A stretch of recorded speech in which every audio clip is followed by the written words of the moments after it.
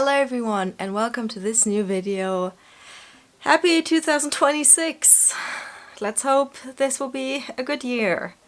I feel like we say this every year and then every year we immediately go, Or maybe that's just me. Anyways, it is the new year and that means it is time for the obligatory everything I made in last year video that every crafts person ever does. I guess not every person, and also I guess it's not mandatory, but I had a lot of fun compiling mine last year, so I wanted to do another one. I apologize for the lighting situation and setup. I am still at my parents'. We're working with what we've got, but I have my trusty list again, and yeah, let's get into it. The first category that we're going to be covering is clothing. This year a lot of my clothing related projects were much more in line with customization than with making new clothing. Last year I think I didn't include customization into this part of the lineup, but that was because it's not last year. 2024 I didn't include most of my customization stuff into that list, but that's because most of the customization was something like cutting the sleeves off something, hemming trousers, things like that, whereas this time I've actually made things additionally and it was enough creative input that I feel like it's worth putting on the list. So the first, in terms of when I actually made it, were my X-Files jeans. The video came out way later than the other ones, but I made some jeans that were just painted with quotes and visuals that remind me of the X-Files, and I just love the aesthetic, and I had this clear image in my head of those light blue jeans covered in black, painted like sketches, and so that's what I did, that's what I made. And then, because why have one when you can have two, I actually made a second set of those like nerd aesthetic jeans, I guess, for Superman, and that time I focused on quotes, and also I drew a very detailed picture of Crypto, the super dog, which I guess is technically it's a Supergirl thing, not a Superman thing, but he was in the Superman movie, so I counted. And not only did I make Superman jeans to go see the Superman movie, I also made, well, I didn't make it, but I painted an Engineer tank top. For those of you who don't know the Engineer, she is a character from The Authority, which are my like superpower comics of choice, and she is in that movie, so I made that. I made a full outfit to go see a movie. I rarely ever do that. I did it this time and I don't regret it. And then off camera, essentially, I made painted, I guess, a Frankenstein shirt. I made a design in Krita, and then originally I was gonna get it printed on a shirt, and then I looked it up and was like, oh, printing shirts custom is like crazy expensive, I'm not gonna do that. So instead I painted it. And I'm like, I'm not totally happy with it. I kind of wish I put the design just a little bit further up on the chest, but the shirt was like $3 from Vinted, I can theoretically make a second one. And then the last clothing related thing that I made was a chiffon skirt that I only made because I had chiffon left over. Chiffon is an evil fabric. The skirt ended up weirdly puckered in the back. I don't know what I did wrong there. I wore it for one cosplay at a convention, and I don't know if I will wear it again or if I'll try and find a way to recycle this material. This project, probably a miss for me. I'm not very happy with that one. But that's also part of the crafting journey. Sometimes you make something you don't like. The next category is crochet. I still only know a very limited amount of stitches, and I'm still very much self-taught, but we prevail nonetheless. And again, I made a bunch of things. Most of it was a lot smaller than last year when I made a full-sized jumper.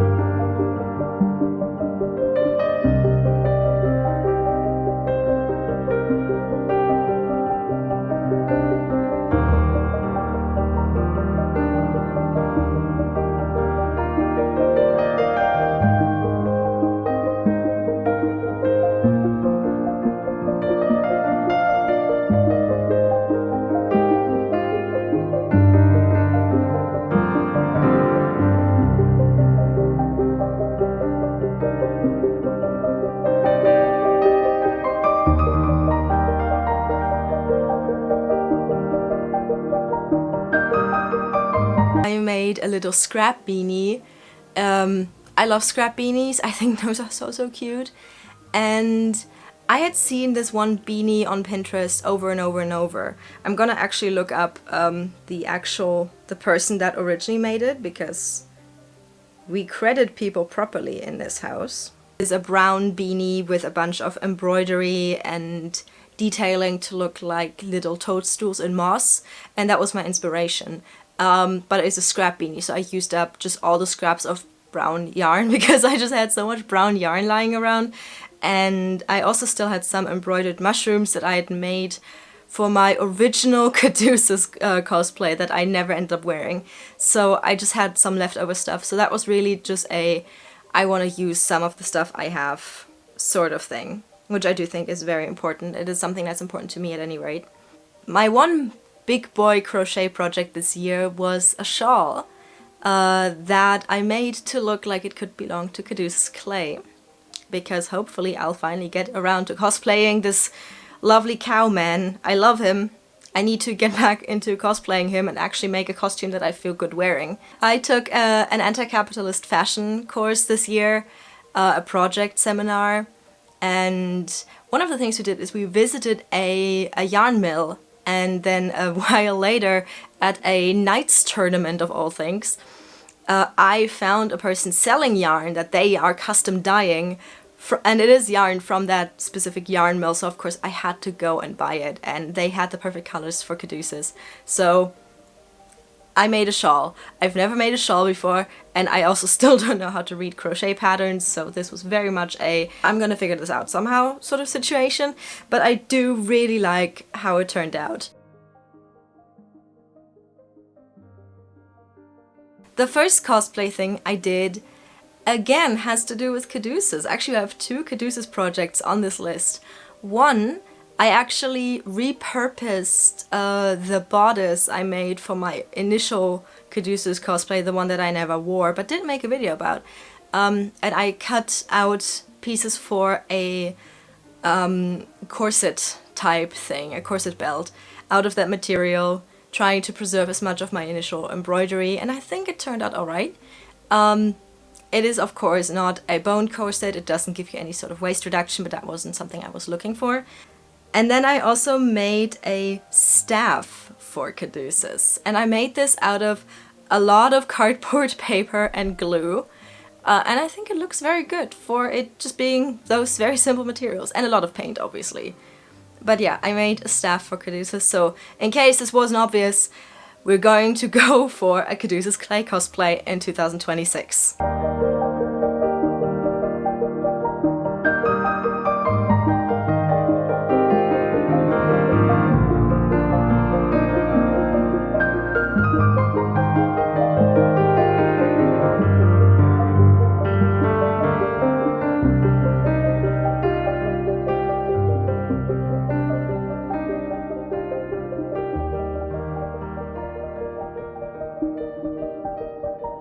Then I made a Con L jacket. This is more, again, along the lines of customization, but I found a genuine leather jacket on Vinted that had a red lining that was in my size and in my price range. So I bought it and I painted the Superman symbol on there. And this is just the first step for a full Con L Superboy cosplay. I love Con L, he's one of my babies. And I'm very excited to get on that, and at the same time very terrified because it means I need to pattern a superhero suit, and that means trousers. And I think we've established trousers and sleeves are evil to sew. And then I also made or customized a second jacket for a Jason Todd Red Hood cosplay. And that one you might recognize because it is my Vascadere jacket that I like cropped and dyed in 2024. And then I never ended up doing the Vast cosplay, and I was like, I could buy a new jacket for Jason, or I could just use the black jacket I already have. And so that's exactly what I did. So yeah, you can expect DC cosplays in this year as well. Now for cosplays that were actually finished and not, you know, just pieces. The first one is Dan. Dan Thorns, my favorite little D&D orc, sorry for it, from Cantrip, of course, Connor's character. I've wanted to cosplay for a while. I did a cos test a while ago, and I actually went and got parts and pieces all together and wore this cosplay to Elfia, and the part of the costume that I'm most proud of is the shoulder armor. I got a pattern off of Etsy that is based on the pauldrons from the BBC Musketeer show, which I'm obsessed with. So I got that one, and then I made a own design to go on there, because obviously I couldn't put the one with the lily and the cross. The pattern is specifically for Aramis's. And of course I wasn't making an Aramis cosplay. I was making a Dan Thorns cosplay, so I came up with my own patterning to go on there. And it's the first leather project I made mainly on my own without my dad's help. I did the carving and the detailing. I'm very proud of myself because I'd never done that before. I've only ever done some of the cutting and then the painting. So progress in my leatherworking journey, and it looks so good. I was very happy with how it turned out, and this just goes for the whole costume. I'm very, very happy with how it turned out. I think it looks so good. I think it looks very pretty. Then I made Snufkin. Snufkin is a character that I love so much. I love the Moomins. I love that entire universe, and like pretty much any transmasc person ever, I think. I adore Snufkin. He's my favorite. Well, Snufkin and Lil Mai. And the Hemulin, actually. Actually, my favorite might be the Hemulin. But of core characters, I guess, Snufkin is my favorite. I love that character so much. And he was a fun cosplay to work on. I made not one but 2 videos about this cosplay. I did a showcase video where my lovely partner actually made me a custom soundtrack for. I love them so much. They're so cool. And that music piece turned out so gorgeous. And I also made a little making vlog for that costume. And the part of the costume I am proudest of is the hat. Because one, I've never made a hat like this, like from scratch. And also the flowers on the flower crown are made by me. I made my own fabric flowers, which I really didn't have to do. I could have just bought them, but I decided to make them out of scraps, which is really cool. And the only flower on there that isn't made by me was actually a trinket trading gift from a Snufkin cosplayer at Elfia. So that was cute. I like that. I like the idea of putting this trinket onto the hat from one Snufkin to another, basically. I made 2 more costumes, one of which being Keyleth, and it was specifically Hannah Alexander's Keyleth design. And that one didn't quite get finished. It got finished enough to wear it at Elftopia in Belgium in summer, but it's not technically finished, so there's not a video on it yet. It will be coming out in the future though, when I do fully finish the costume. It's just, yeah, I've been looking at that Hannah Alexander illustration for so long, and I love it so much. And I was very nervous about, you know, wanting to do her justice. I also literally finished the beading detail on the skirt the night before I was supposed to wear it at Elftopia. I normally don't con crunch. This year was unfortunately a year of con crunches. But yeah, Keyleth. I feel like I can't say I'm fully happy with it because it's not fully done. So we will see. We'll see about that. We'll see. I'll try to finish it, and hopefully then I'll be very happy with it. I do think I'm following along with the design well enough so far though. So tentatively I like this. And then my last really big project this year was Rey. I made a God Rey design, which is... I keep coming back to Rey Morningstar. I will keep coming back to Rey Morningstar. I am still working on a huge Fable SMP CMV that we'll see when that comes out, because it will be such a chunky piece of creation. But yeah, God Rey happened, and it was a pain because so much slippery organza. I don't know why I did this to myself. Actually, I do, because I wanted to. And I wore this at not 1, but 2 conventions. I wore the unfinished version at Elftopia, with Corn being the Icarus to my Ray. And then I wore it again at Nikon, and I actually wore it on stage for my first ever costume contest. That con and that contest had some shit wrong with it. I won't talk about this right now because Tap Fails, I think their name is, another contestant, made a very detailed video about it. I did finally hear back from the people at the contest, and they explained some stuff to me, so fingers crossed they will get their shit together by this year. I think they will, hopefully. But yeah, it wasn't great in terms of organization. I still had so much fun though, even though being on stage was nerve-wracking, especially because we drew the numbers at random and I got number 1. My first ever contest, and I'm first on stage. Every other contest afterwards will be just a little bit less terrifying because I already got the worst case scenario for your first contest ever. I literally finished the last details for that costume at like 3 AM the day I was supposed to wear it. So like I said, this was the year of con crunches, unfortunately. But I am very happy with how it turned out. I have some small things I might change, but some of those are also issues with my actual body and not with the costume, so we'll see. But overall, I am really happy with it. I'm really proud of the corset, and I like my fabric choices. The fabric I bought for the dress is just so gorgeous. So yeah, overall, I'm really happy with this. Now we're going to cover some miscellaneous things that didn't quite fit into any of my big boy categories. The first 2 on this list, some people might find really gross. I just think that's really cool. But I attempted to do some hairwork jewelry. If you don't know what hairwork is, it is a Victorian practice. It was mainly used for like keepsakes and mourning jewelry if someone died. But yeah, it is jewelry made out of hair. So I just literally collected my clean hair that fell out in the shower for several months, and I made a little bracelet and a little like choker. I do think both are really cool. Something went wrong with the like gel glue mixture I used on the choker, and it's very shiny and it's losing some of the color of my actual hair, which is a bit unfortunate. But also, I've never done this before, and I definitely did it with the wrong techniques. But it was a lot of fun, and it was definitely a fun like new technique to try at any rate.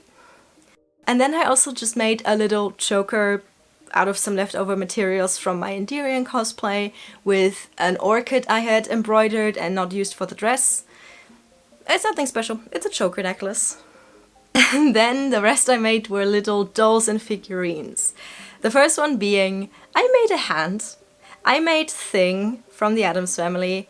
I modeled him after the Netflix show design, mainly because I was covering him in fabric, and that way I didn't have to explain away the stitching, because that version of Thing is the only one that has stitching. So I made that one, and he was my little buddy at Nikon, where I cosplayed as Wednesday. For my Frankenstein costume breakdown, I made a little beetle that looks more like a cicada, but it's meant to be a beetle, and he was named Bartholomew. He was named Bartholomew by my friend group, and I think he's very pretty.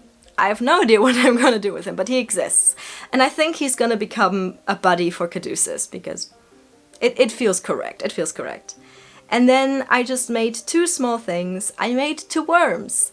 My dad got these foam clay packets from our grocery store. They had like a thing where if you spend a certain amount of money, you get like some packets of this clay. And yeah, we made a day out of it at home, and my parents and I just made little things out of this clay. And I decided to make Slimy from Sesame Street, and of course William Worm from Labyrinth, and he looks traumatized the way I painted his eyes. But yeah, little worms. Additions to my ever-growing Jim Henson collection. Conventions. I just want to cover this really quick because this is everything I did last year, and I feel like, I guess technically it's a maid, but it still counts. I did 4 cons this year. not all of which I did videos on. But of course, I went to 11 jaar Zalens.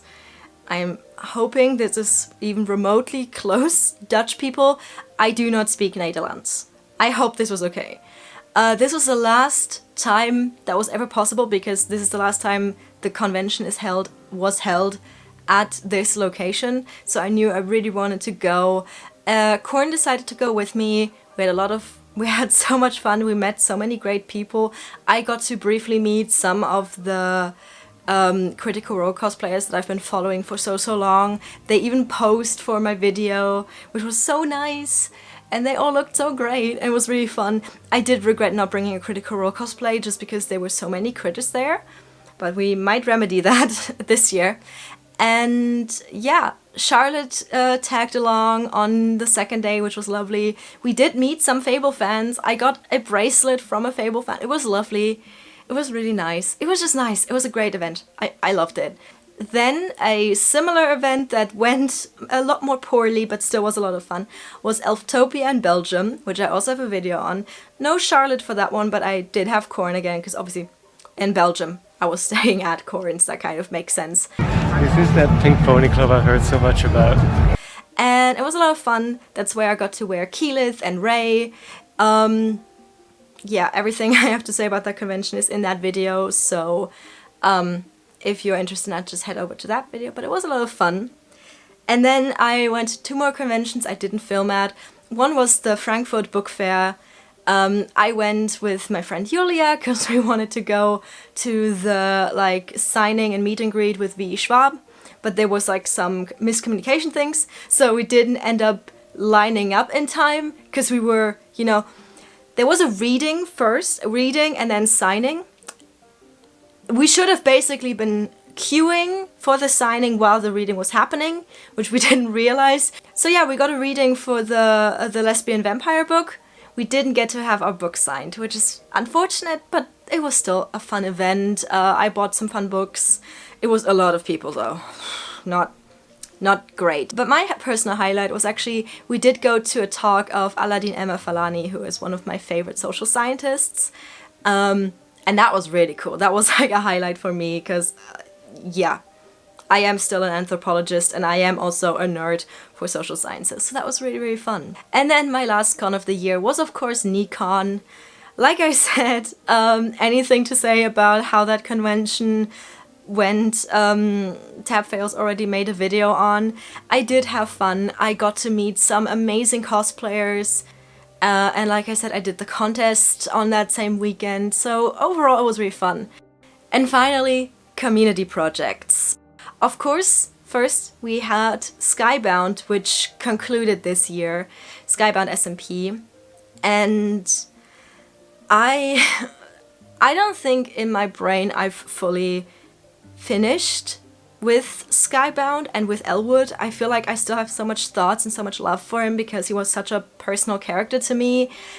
But yeah, I'm really happy with the epilogue he got, and everyone was so sweet about, his ending, and everyone was so supportive. And I could cry if I talk about it too much, because I said this in the video for everything I made in 2024, but I didn't expect to ever get to be on this project, and for everyone to not only accept me into this space, but to, have so much love and appreciation for my story and my character is so special and so wonderful. And the people are so wonderful, the fandom of course, but also just the cast members. It was so much love for these people. And we actually did a meetup in person, and I was able to go because it happened to fall into my semester break, which was maybe one of the greatest things to happen to me my entire year. So pretty much as soon as that was clear, I went and looked at flights and booked everything because I knew I really wanted to be there. And then I started panicking and going, oh my god, these are people I really admire, and what if they don't like me, what if it doesn't work, blah, blah, blah, blah, blah. Of course, I didn't need to be worried at all because everyone is such a delight. And it was the most fun 4 days. It was just so great. We filmed a CMV together, which is still, it's so cool. It's so cool. And of course we just hung out and did things together and went to like costume shops and what have you. And of course we also did the cast Q&A together, most of us in person, and it was just a clown car of more and more of us filing into Hey small little streaming room. You didn't properly play Roadrunner. You never once said meet me. It's okay. I was the theater, right? It was built. It was beautiful. It was gorgeous. It was amazing. Okay, I had everything ready, and then I was like, but I need a curtain. The fucking curtain. Jamie, why are you evil? Stop forgetting them just because they're short. I'm taller than you. I promise I'm not forgetting you because you're short. I love short people, puppets people. I have short friends. No, he just died an uneventful death. I remember one time there was somebody who was like, do you think that there's a connection? And I was like, the connection is that I like owls. I wanted to... Did I even see what you just did? Barely see my perch. I love the perch for demonstrative purposes. I miss those people. I miss these people a lot. It's kind of bittersweet thinking about it now, because chances are I will not be able to go to the US again anytime soon, which means I won't be able to meet any of these people again unless they, for some reason, decide to come to Germany. But it was just nice. It was just really nice. I love these people so much, and they are they're great. I love these nerds. And then, of course, at the very end of the Q&A, we got to announce the theme for the second season of Bound SMP. We are very excited to announce that the next Bound will be Starbound. We're going to space, baby! We went. Of course, Starbound SMP is still going on right now. I have a bit of a complicated relationship with it, I guess, because I really like the story that we're having, but just between scheduling and then I got sick and I just had a lot of stuff to do with uni, I didn't get to do as much with Ronja as I really wanted to. So I'm hoping that I'll be able to get to that now in this new year, because I do really like her character. I just feel like I've not been able to really do her justice.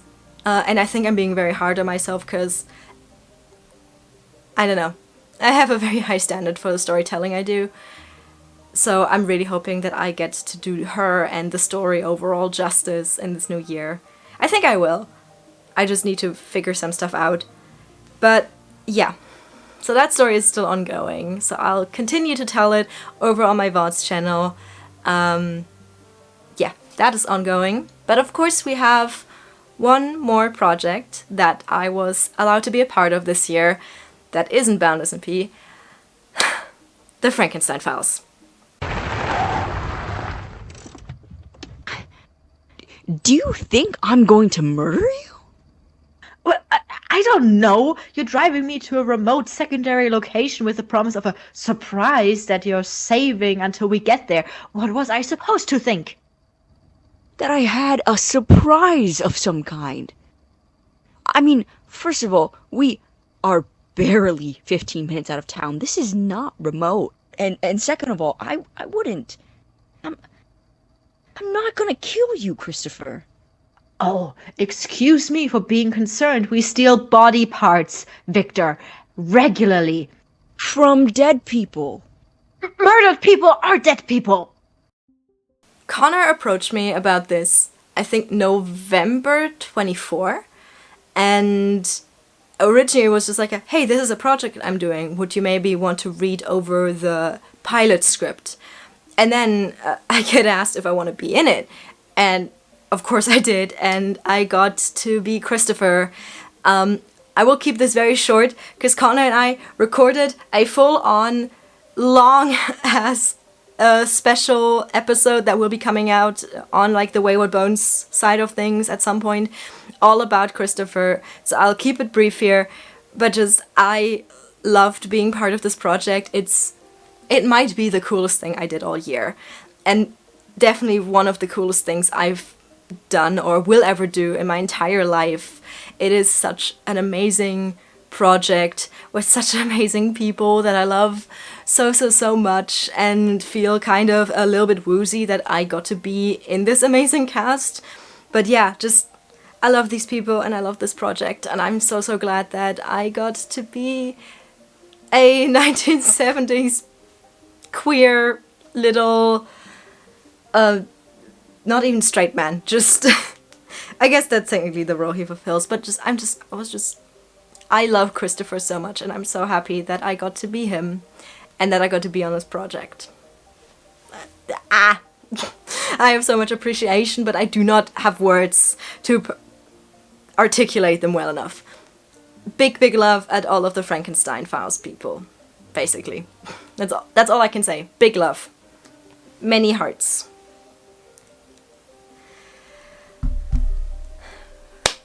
And that brings us to the end. Ta-da! Everything I made, everything I did. I feel like these videos are such a big thing in crafting communities, and I think they can make it feel very overwhelming when you watch them sometimes, because it feels like everyone has done so many things, and it instantly gives you this surge of, oh my god, I did nothing, I'm a failure, which is bullshit, first of all. If the only thing you did this year was survive, then you are already doing so great. And if you made 5 projects or 50, it doesn't matter. The important thing is that you are doing well, and that ideally you had fun, especially with these projects. I really just like these roundup videos for myself, because I find they give me this surge of inspiration for the new year. And also, I feel like because a lot of my projects take a lot of time because I hand make them, it can feel kind of difficult. Not difficult, but it can kind of feel like, oh, I did nothing. I didn't do anything this year. And then compiling everything makes me go like, no, actually I did a lot of things. And a lot of things I can be proud of. Not all of the projects turned out the way I really wanted them, and some of them really didn't turn out how I wanted them, but that's fine. That is fine. That is part of the crafting journey. Is sometimes you make things you're not 100% happy with. Sometimes you make things that you hate at the end of it. And sometimes those things you end up going back to later and going like, actually, I don't hate this anymore. But that is normal. That is such a normal part of making anything and being a creative. So yeah, I don't make these roundup videos to be like, oh my god, look at everything I made. I mean, a little, but also just kind of as a thing of being like, hey, I did that. You, Puffin, you did that. Be proud of yourself, because I don't do that enough, honestly. I'm very hard on myself a lot, and I have a lot of imposter syndrome. And videos like this help me kind of deal with that. So that's why I like making them. So I also just love watching them from other creators and being like, oh my god, you made so many cool things, now I have so many ideas for things I want to make. So hopefully, maybe this video can be that. What's in store for 2026? I will need to focus on uni again, so I don't know how much time I'll have for creative stuff, but I do have some goals for this channel and for creative stuff. Last